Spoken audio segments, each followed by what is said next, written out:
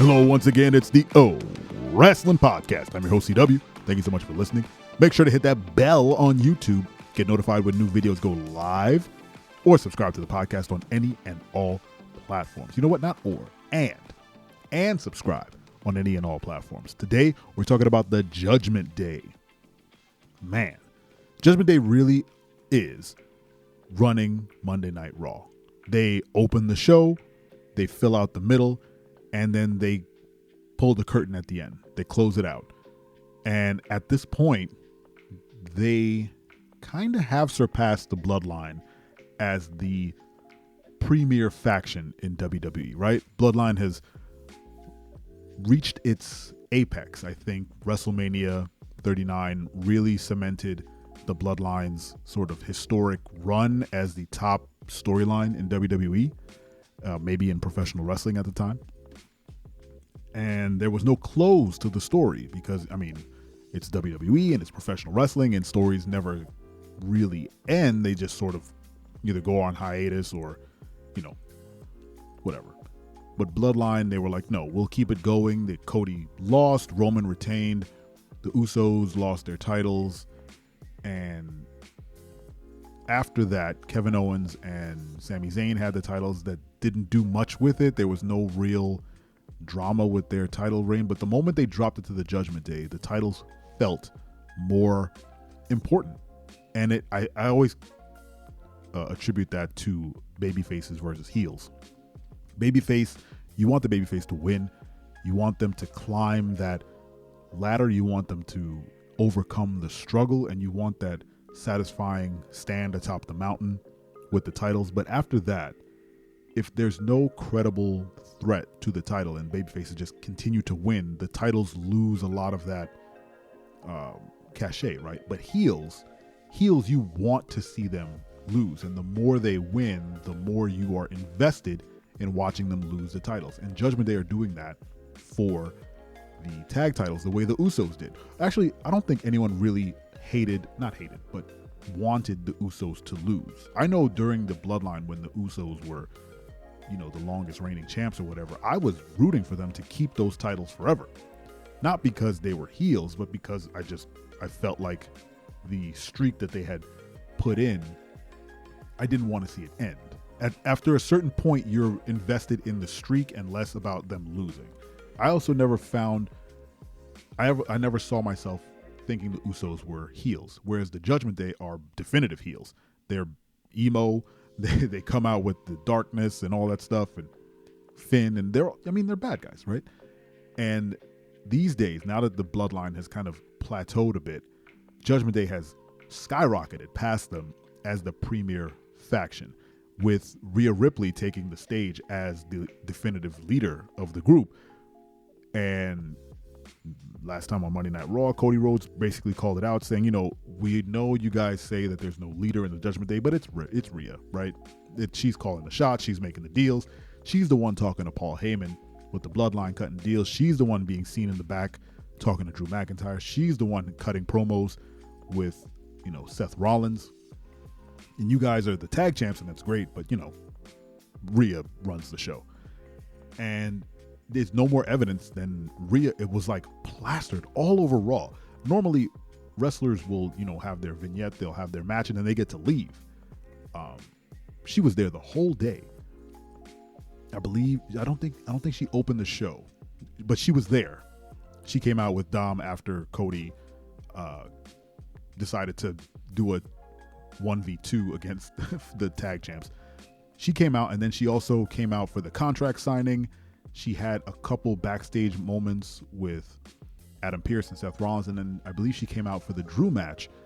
She was there the whole day. Rhea Ripley is they're banking on Rhea Ripley. And if we are to move or hand the baton from one superstar to another to kind of carry the major storyline, I am fully on board with Rhea Ripley taking the baton from Roman Reigns.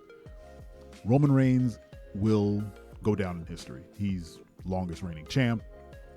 He had, one of the best storylines in wrestling, but now that he's sort of just kind of in that middle period where we know he's not going to lose anytime soon, because that's a match that's going to happen at WrestleMania. So he's just champ. But Rhea Ripley has nothing but, open runway in front of her to do amazing things. Not just with her title, which honestly, the title reign hasn't gone, spectacularly. She's been burying people left and right, and there hasn't really been a credible champ. And even now, when they brought Nia Jax back and she kind of buried a bunch of people, now they've put them in this 5-way title fight at Crown Jewel, which kind of diminishes the title reign, because Rhea can pin anybody. Anyone can take the pin. It's probably going to be Raquel again, because they won't pull the trigger on her either. But every story that Rhea Ripley's in, her becoming this sort of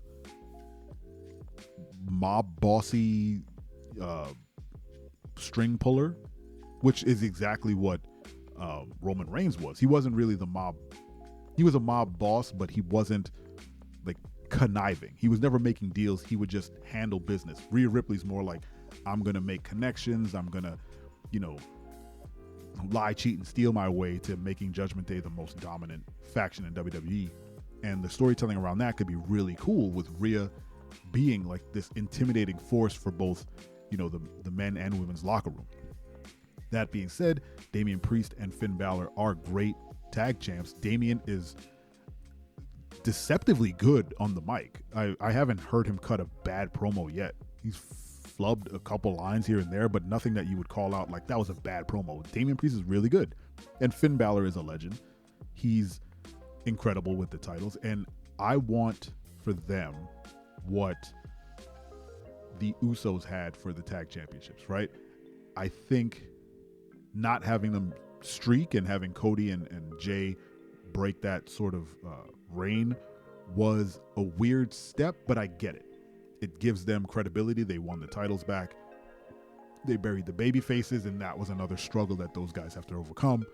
But the tag division needs a little bit more restructuring, and I don't think Jay and Cody are the ones to do that.